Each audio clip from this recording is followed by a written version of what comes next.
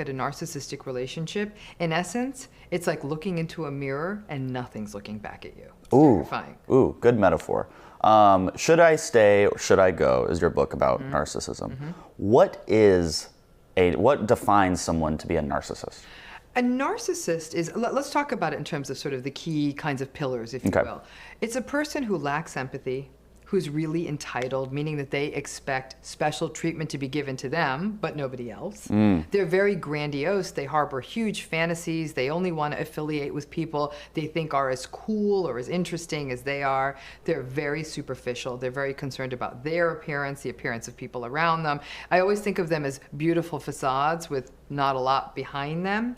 They don't regulate their emotions very well. They're very prone to throwing tantrums, getting angry very quickly, especially if they don't get their way. And they can be really hypersensitive to criticism. They're willing to dole it out, but they absolutely can't take it. So those are some of the key elements we see in a person who's narcissistic. And just because someone has one or even maybe two of those doesn't make them a narcissist. In fact, in my book, I have 30 characteristics I list. So it can go on a ways. I'm just giving you the highlights reel here. So then how many would I have to be a narcissist? I would say of that 6 I gave you, I'd expect to see all 6 really to call someone narcissistic. And then the longer list, for example, they tend to be jealous.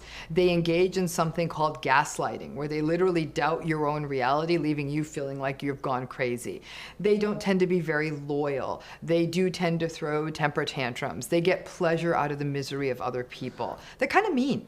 Let's explain gaslighting a little more. What does that look like? Gaslighting looks like, literally, like I said, when somebody kind of denies your reality. So you might say something like, I feel really sad that you said that to me. And they'd say something like, you have no right to say that. You have no right to feel that way.